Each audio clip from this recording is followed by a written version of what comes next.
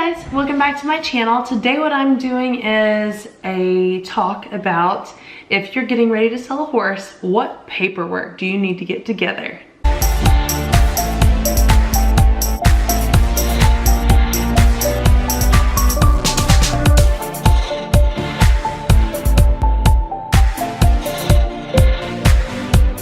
Okay, so let's say you've decided to sell your horse.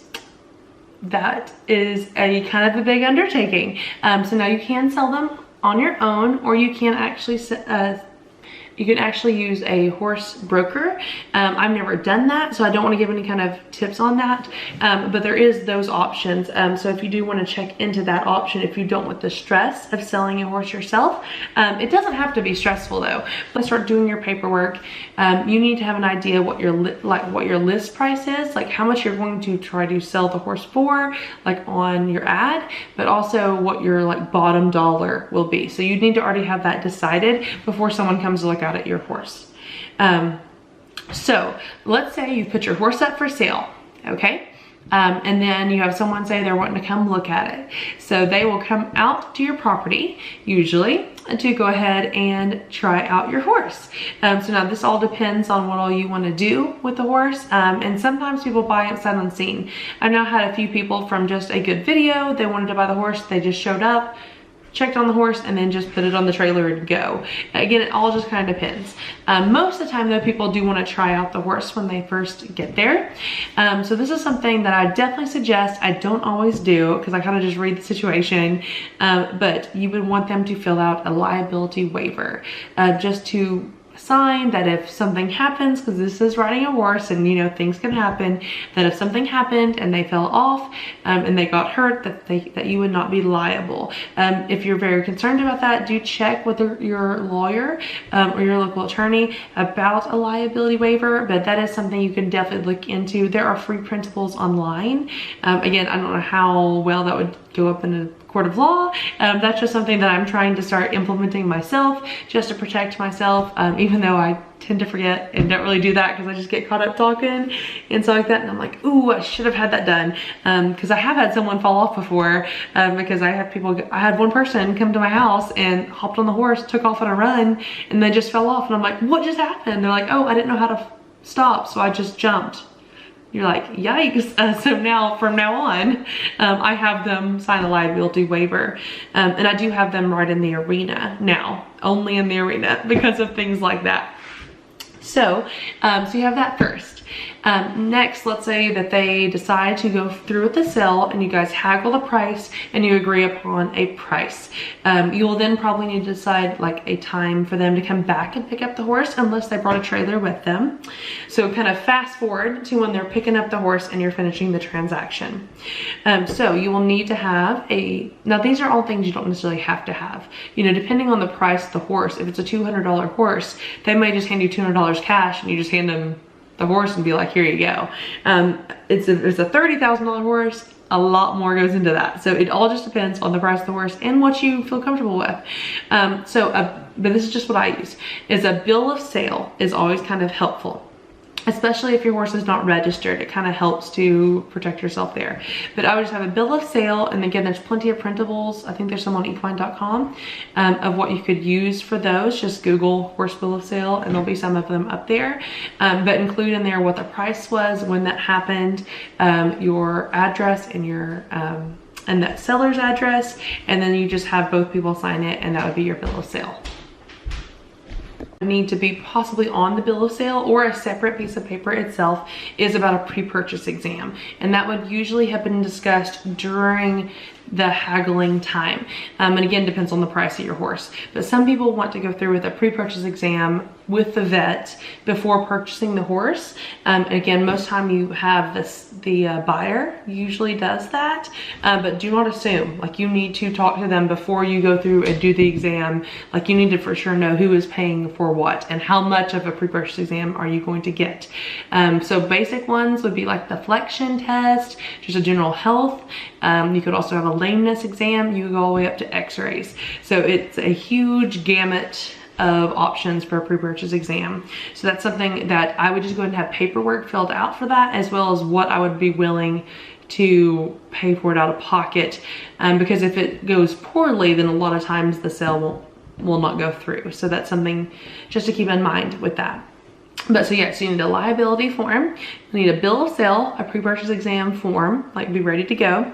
You need to have a list of, or just a copy of their vet records. So anything that they've had done in the past, when was the last time they had vaccinations, a list of their vaccinations that they are current on, a list of vaccinations that they've maybe had previously but not had this year.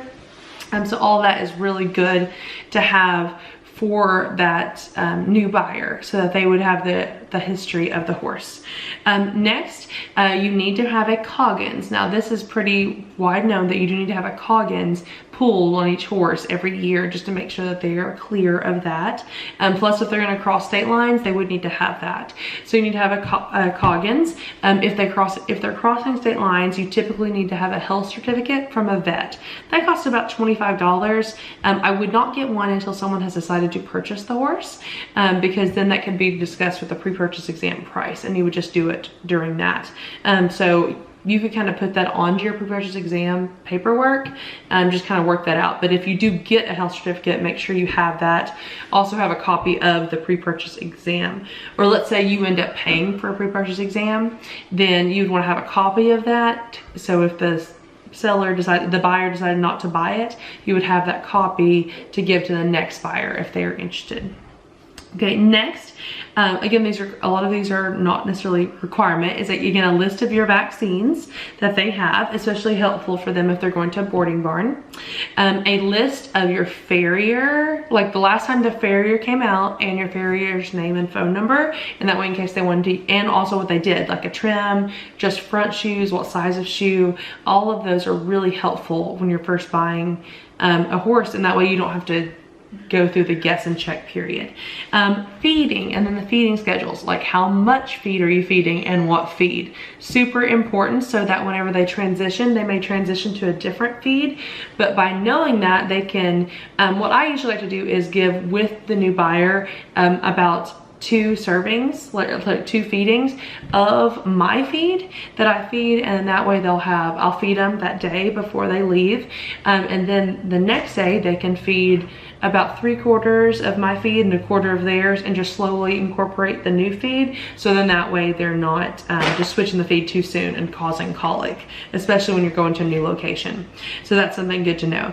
I also like to give a list of like training that the horse knows, or like cues that they know. So for example, if your horse could bow, that would be something to list on a piece of paper, saying this is how you cue the horse to bow. Or if they could do a flying lead change, this is how I cue the horse for a flying lead change. I like to list all of the maneuvers that they're able to do, that they already have been trained to do.